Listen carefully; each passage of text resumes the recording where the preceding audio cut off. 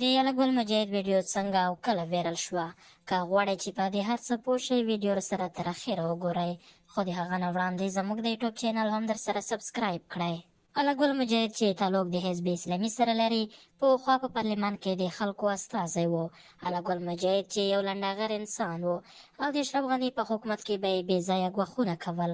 ویل به یې چې د هیڅ حکومت قانوني زور پر ما نه رسېږي، مګر څه موده وړاندې د طالبانو لخوا ونیول شو چې هغوی سخت شکنجه کړی و.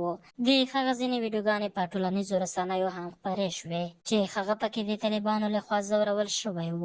د طالبانو دغه کار خلکو سخت وغندلو. وایي که هغه ښه څنګه وي، خو هغه یو سپین ږیری سړی دی، داسې کار باید ورسره شوی نه وای. خو اوس د ځا په ټولنیزو رسنیو کې یوه بله ویډیو وایرل شوې ده چې یو سپین ږیری سړی معلومیږي چې د یوې نجلۍ سره بدکاري کوي.